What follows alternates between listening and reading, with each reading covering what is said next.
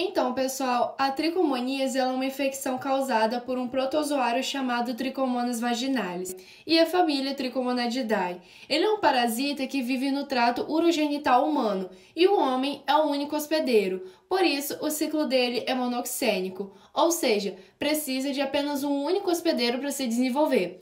A tricomoníase tem uma ampla distribuição mundial e é uma das infecções sexualmente transmissíveis mais comum. A prevalência é maior em regiões de clima tropical e subtropical, principalmente em países de desenvolvimento. Aqui no Brasil, ela é considerada endêmica, ou seja, está presente em várias regiões do país, principalmente nas de clima quente e úmido, que favorece a transmissão do parasita. Ciclo biológico da tricomoníase. Suponhamos que durante uma relação sexual, um indivíduo saudável entra em contato direto com uma pessoa infectada pelo protozoário Trichomonas vaginalis. Esse parasita é um protozoário flagelado, que apresenta somente uma única forma evolutiva, o trofozoito, e possui um ciclo monoxênico, ou seja, ele precisa apenas de um único hospedeiro, o ser humano, para se desenvolver e multiplicar. Aqui na imagem, a gente consegue observar como esse ciclo acontece na prática. No número 1, vemos que o trofozoito está presente nas secreções vaginais, prostáticas e também pode ser encontrado na urina. Essa é a forma infectante e também diagnóstica do parasita. Os trofozoitos, eles possuem flagelos e uma membrana ondulante, que permite que eles se movimentem e se fixem facilmente nas mucosas do trato urogenital. Ao entrar em contato com um novo hospedeiro, eles aderem às células epiteliais da mucosa genital, iniciando o processo de colonização. No número 2, observamos a multiplicação do Trichomonas vaginalis, que ocorre por fissão binária longitudinal, um tipo de reprodução assexuada. Durante essa etapa, o protozoário se divide, formando novos trofozoitos idênticos entre si, aumentando a carga parasitária e favorecendo a infecção. Além disso, o parasita ele libera enzimas proteolíticas que lesionam o tecido epitelial e causam inflamação, irritação e secreção, o que explica os sinais clínicos observados no caso sintomáticos da tricomoníase. Já no número 3, a gente observa os trofozoitos localizados na vagina ou no orifício da uretra. Nesse ponto, ocorre novamente o processo de transmissão sexual direta, quando os trofozoitos passam de uma pessoa infectada para outra durante o contato íntimo, fechando o ciclo do parasita.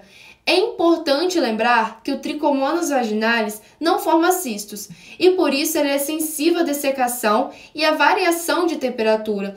Ele só consegue sobreviver por curtos períodos fora do corpo e apenas em ambientes muito úmidos, como roupas íntimas, molhadas ou toalhas. Por isso, a transmissão direta é rara, mas pode ocorrer em condições específicas. Então, resumindo esse ciclo, mostrando na imagem, o trofozoito ele é transmitido durante o contato sexual, adere às mucosas do trato urogenital, se multiplica por fissão binária e continua o ciclo ao ser transmitido novamente entre os hospedeiros humanos. Esse é um ciclo simples, direto e monossênico, ou seja, caracterizado pela ausência de cistos e pela presença exclusiva dos trofozoitos, que é a forma infectante e diagnóstica da tricomoníase. A transmissão da tricomoníase acontece principalmente por meio de relações sexuais desprotegidas, ou seja, sem o uso de preservativos com uma pessoa infectada. Isso inclui tanto o sexo vaginal quanto o sexo oral ou anal, embora o contato vaginal ele seja a principal forma de transmissão. Mas é importante saber que ela não é a única forma de contágio. Durante a gravidez ou no momento do parto, a tricomoníase também pode ser transmitida da mãe para o bebê.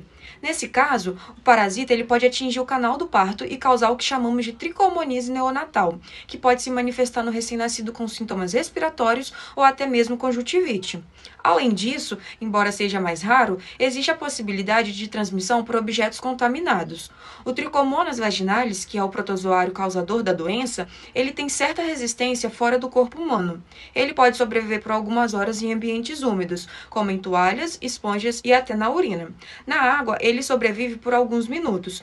Por isso, embora seja pouco comum, há registros de transmissão por meio de compartilhamento de objetos pessoais contaminados, especialmente se usados logo após uma pessoa infectada. Ainda assim, vale reforçar: a forma mais comum de transmissão continua sendo a sexual.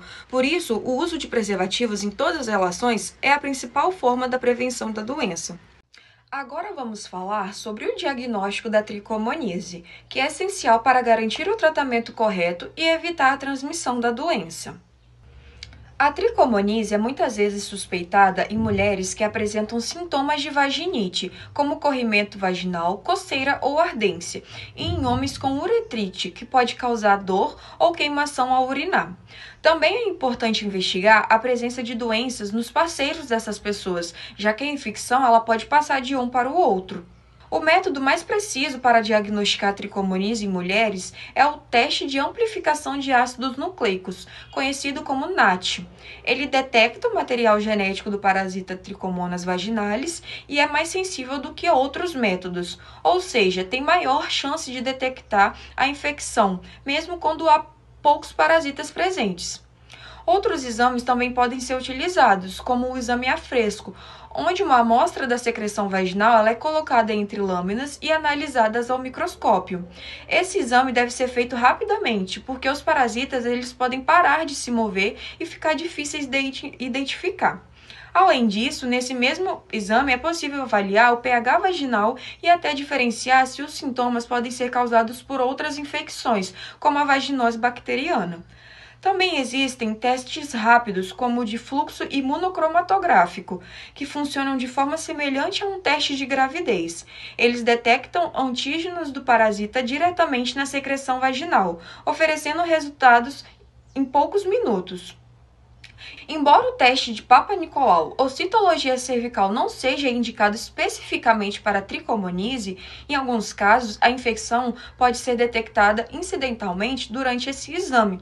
Já no caso dos homens, o diagnóstico é mais limitado. O exame mais confiável é a cultura da urina ou de suaves uretrais. A análise da urina ao microscópio, nesse caso, não é sensível o suficiente e os testes NATs ainda não são aprovados oficialmente para homens em muitos lugares, embora alguns laboratórios façam validações internas para usá-los.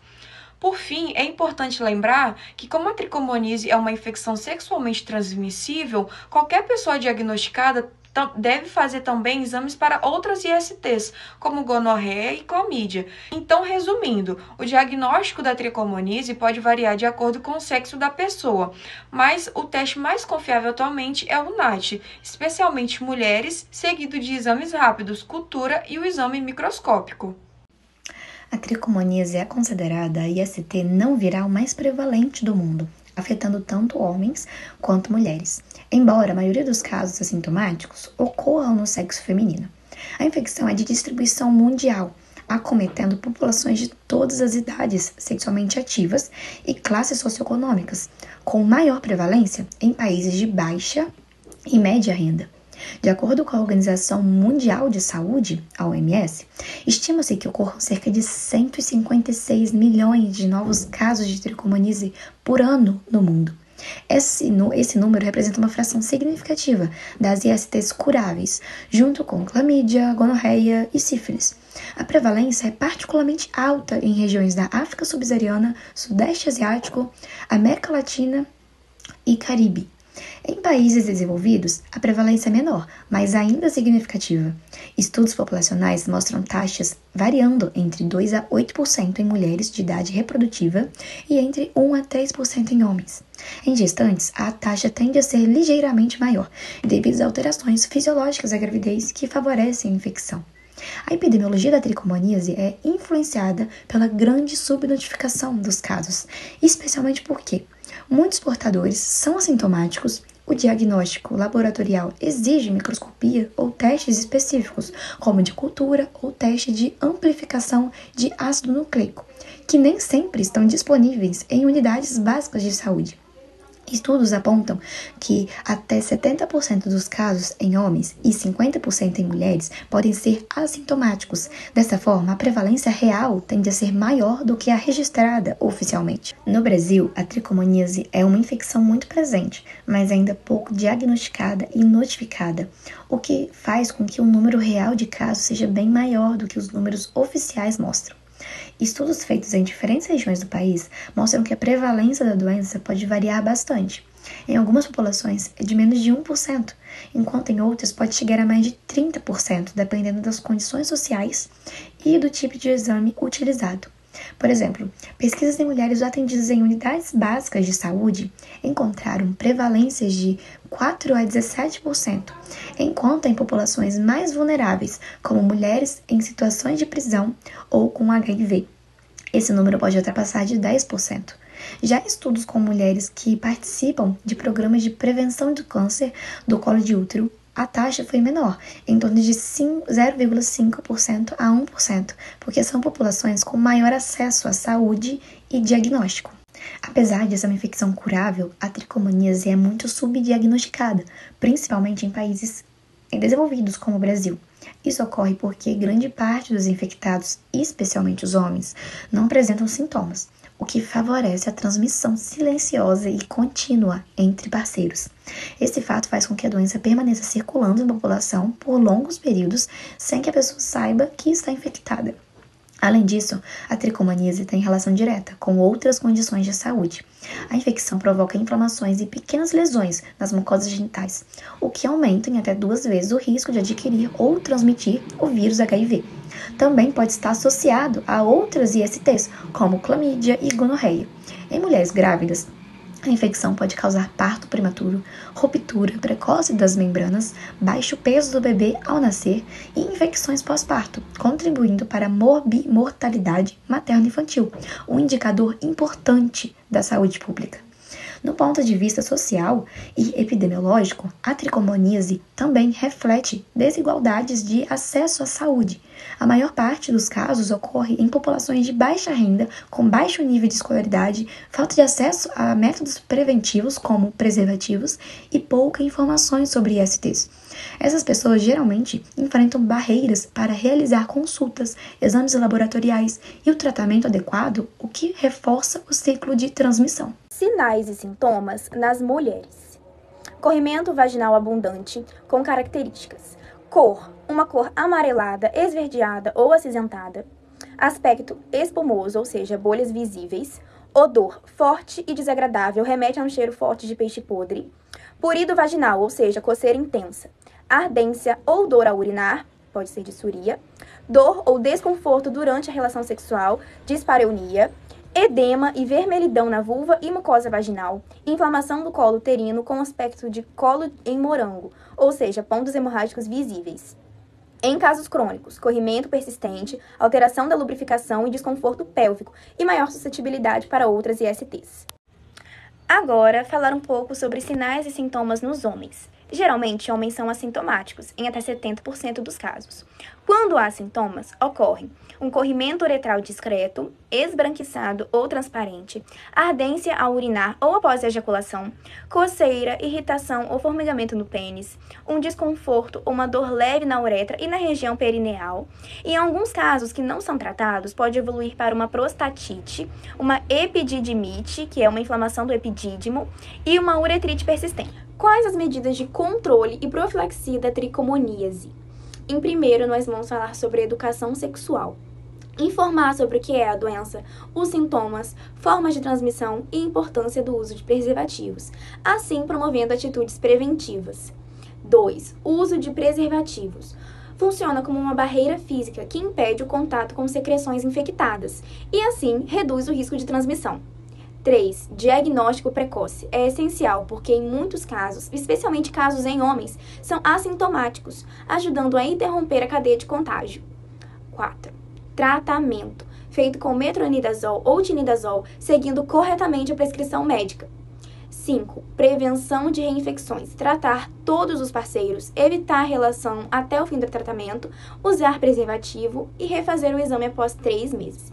E por fim, a higiene íntima. Manter bons hábitos de higiene para prevenir desequilíbrios vaginais que favorecem o crescimento do protozoário.